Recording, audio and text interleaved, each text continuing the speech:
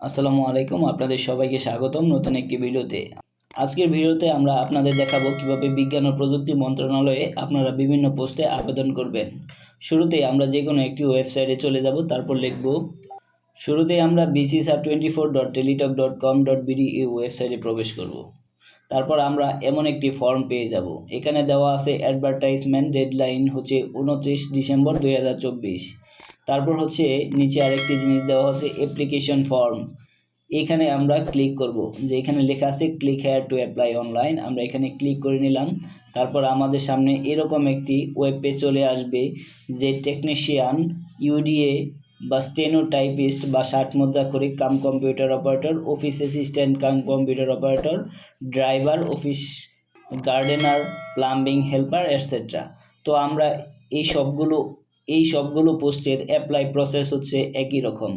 আমরা যেহেতু এই ক্ষেত্রে বলা চলে 60 মুদ্রা করে কাম কম্পিউটার অপারেটর সর্বোচ্চ 21 জন লোক নিয়ে থাকবে, সো আমরা এইটাতে আবেদন করব। সবগুলোতেই আবেদন প্রসেস হচ্ছে একই রকম। আমরা এখানে একটি টিক মার্ক দিয়ে দিব, তারপর হচ্ছে নেক্সট বাটনে ক্লিক করব। তারপর এখানে একটি premium member of all jobs, এখানে হচ্ছে আমরা সবসময় নো দিয়ে দিব। তারপর নেক্সটে ক্লিক করব। তারপর আমাদের হচ্ছে আবেদন ফর্মটি চলে আসবে। এখানে আমরা নাম লিখে দিব, যার যার নাম আপনারা দিয়ে দিবেন, ফাদার্স নেম।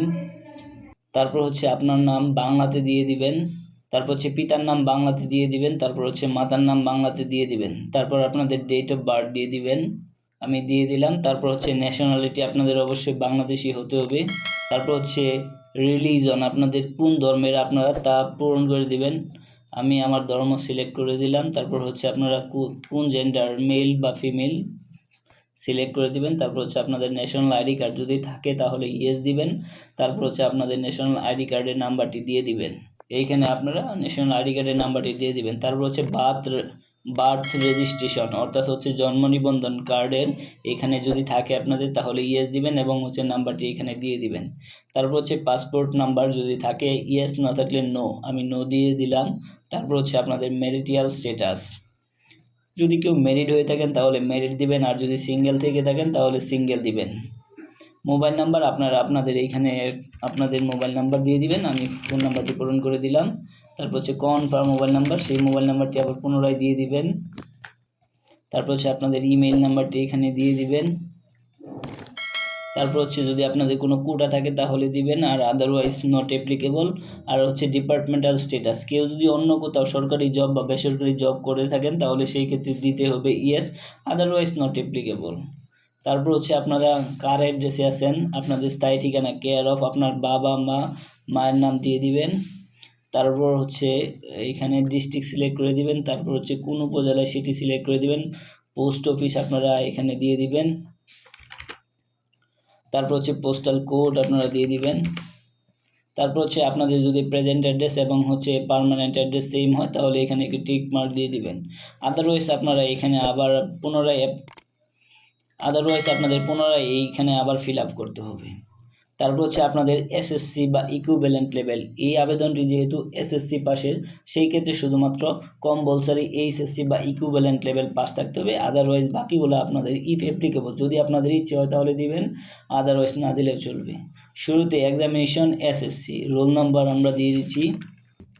তারপর হচ্ছে গ্রুপ, আপনারা কোন গ্রুপ থেকে পাস করেছেন, সায়েন্স হলে সায়েন্স, আর্টস হলে আর্টস, এই এটসেট্রা দিয়ে দিবেন। বোর্ড হচ্ছে আপনারা দিয়ে দিলাম। তারপর রেজাল্ট, অবশ্যই আপনাদের যার যেই সিস্টেম, অর্থাৎ আমার হচ্ছে জিপিএ সিস্টেম, কে কত পেয়েছেন তা পূরণ করে দিবেন। তারপর হচ্ছে পাসিং ইয়ার, কে কত সালে পাস করেছেন দিয়ে দিবেন।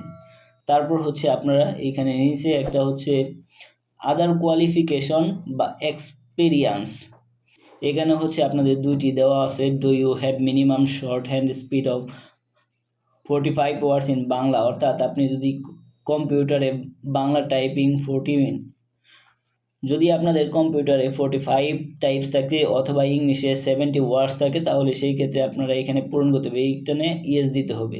বাট যে এই চাকরিটির জন্য আবেদন করবে তার মাস্ট বি এই দুইটাতে ইয়েস দিতে হবে, আদারওয়াইজ অ্যাপ্লিকেশন করা যাবে না।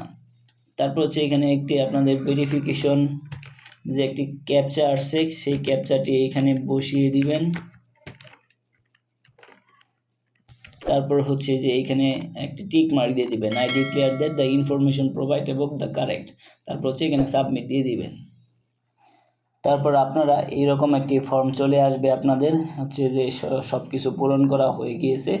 তারপর হচ্ছে আপনাদের এই ক্ষেত্রে আপনাদের ছবিটি অ্যাটাচ করে দিতে হবে। আপনারা হচ্ছে যে এখানে চুজ ফাইলে গিয়ে ছবিটি হচ্ছে দিয়ে দিবেন।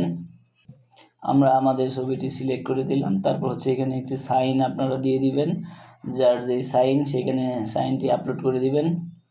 আমরা আপলোড করে দিলাম। তারপর হচ্ছে যে এইখানে একটি দিয়ে দিবেন, I declare that this information is above all right. তারপর হচ্ছে এখানে সাবমিটে ক্লিক করে দিবেন, তাহলে আপনাদের আবেদনটি সম্পূর্ণ হয়ে যাবে। সো ধন্যবাদ আপনাদের সবাইকে আমাদের পাশে থাকার জন্য।